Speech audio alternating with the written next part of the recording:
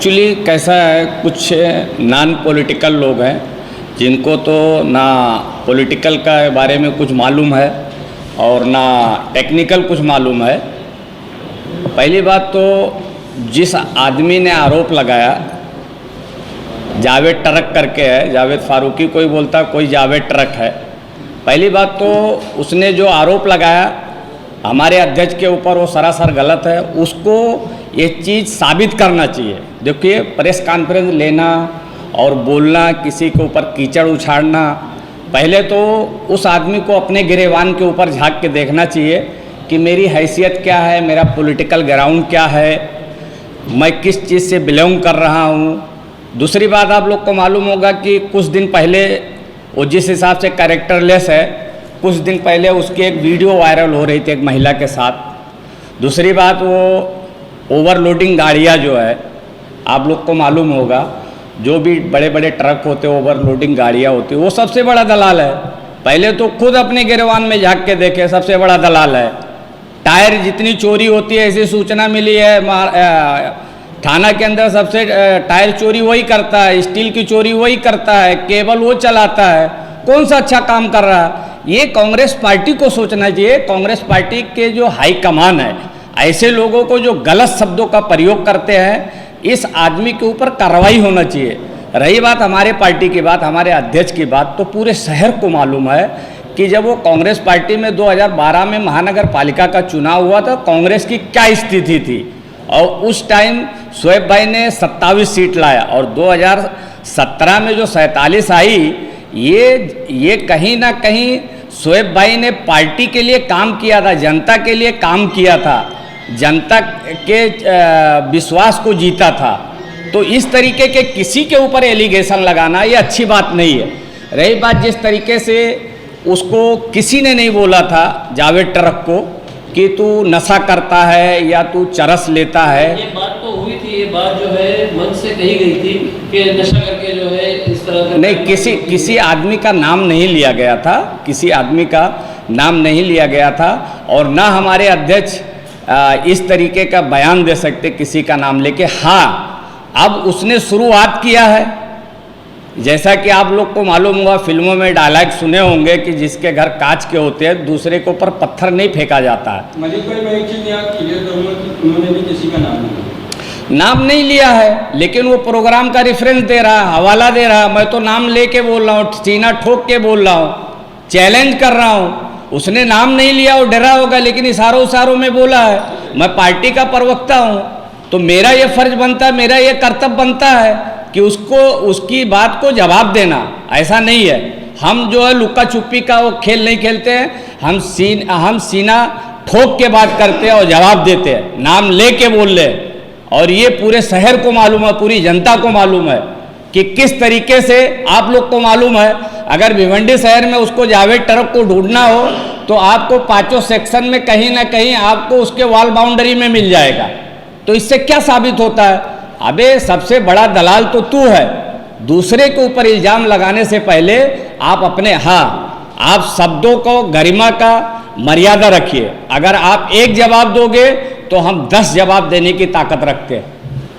मलिक भाई, और एक आरोप ये भी लगाया गया है कि आपके अध्यक्ष साहब जो है, जो 7 करोड़ रुपया फंड आया था, उसमें जो है 10% मांगा। देखिए, अब वो आदमी खिसियानी बिल्ली जैसे लोगों की कहावत है, खंभा नोचती है, वही चीज़ मैं आपको बोल रहा हूँ। ये पार्टी हाईकमान कांग्रेस पार्टी को सोचना चाहिए। हमारी अलायंस है, महाविकास आघाड़ी है, ऐसे लोगों को पार्टी में क्या हैसियत है वो पूरे शहर को मालूम है। इल्ज़ाम लगाना बड़ी बात नहीं होती है, उसको साबित करना चाहिए। देखिए, आपको मालूम होगा 2017 में 2.5 साल जावेद भाई मेयर थे, शहर की क्या हालत थी, गड्ढों का शहर हो गया था। ये पूरी भिवंडी की जनता को मालूम है। और कहीं ना कहीं उसका भुगतान हमको भुगतना पड़ा था। जो एमएलए का चुनाव हुआ था, आमदार का, कहीं ना कहीं उसका नुकसान हमको उठाना पड़ा। अब वो 18 नगर सेवक जब वो काम नहीं कर रहे थे, तो अगर वो दूसरी पार्टी में गए, आप लोग देखे होंगे कि उसके बाद शहर में तो कुछ बदलाव आया, जिस तरीके से वो रोड रास्ते। और उसने एक बात और बोला था कि रशीद ताहिर साहब बहुत काम कर रहे हैं, शायद उसको मालूम नहीं, उसको इसीलिए मैं बोला कि जो शासन के मतलब आदेश होते हैं, जो निधि आती है, जो फंड आते हैं, कई तरीके के फंड होते हैं। MMRDA का फंड आया था 2015-16 में, जो CC रोड पास हुआ था वो काम हो रहा। रशीद ताहिर साहब क्या काम कर रहे हैं आपको मालूम हो? पलटू चाचा है, आए हैं, कल टिकट नहीं मिलेगा, पूरी जनता को मालूम, फिर दूसरी पार्टी बदल लेंगे। तो पलटू चाचा पे मुझे कुछ बयान नहीं देना है। मैं खास करके जावेद टरक को जवाब दे रहा हूँ कि आगे वो जो भी बात करे वो सोच समझ के बात करे, मर्यादा में बात करे। जिस तरीके से पॉलिटिकल पार्टी एक सामाजिक काम करने के लिए बनाया गया है पूरे हिंदुस्तान में, कि आपको सामाजिक एक प्लेटफॉर्म है, राजनीतिक पार्टी एक सामाजिक प्लेटफॉर्म है, आप वहाँ से किसी को गलत सलत बयान देना ये किसी के पार्टी के बायलॉज में नहीं है। वो अगर एक जवाब देगा ना तो उसकी पूरी कुंडली है, हम उसको बताएंगे कि तू क्या क्या करता है। देखो, हमारी रणनीति 2022 का माननीय शोएब भाई के नेतृत्व में हम चुनाव लड़ रहे हैं, और इंशाअल्लाह जिस तरीके से जनता ने 2 बार विश्वास जताया शोएब भाई के ऊपर, आने वाले दिन में अच्छे रिजल्ट आएंगे, इससे अच्छे रिजल्ट आएंगे। और अभी से बोल के बड़ी बात नहीं है, हर जनता को मालूम है कि कौन सी पार्टी, कौन सा अध्यक्ष जनता के बीच में रहता है और जनता के कामों को पूरा करता है। शोएब भाई के जन्मदिन के मौके पर एक पत्रकार के साथ जो घटना घटी, उसके बारे में आपकी पार्टी का क्या स्टैंड है? चूँकि वो मामला शोएब भाई के था और मैं देखा था, उसमें कुछ पत्रकार बंधु थे, दोनों को बुला के आपस में जो ना इत्तेफाकी थी, दोनों को मेल जोल किया गया, जहाँ तक ये मेरी जानकारी। देखो, जो सच बात है, हम पहले बोल रहे हैं, हम राष्ट्रवादी कांग्रेस पार्टी की विचारधारा के हैं। जो चीज़ गलत होगा हम गलत बोलेंगे, उसकी डिनाई नहीं करेंगे, हम वो चीज़ आपकी बात मानते हैं, लेकिन इस तरीके का आगे ऐसा कुछ ना हो।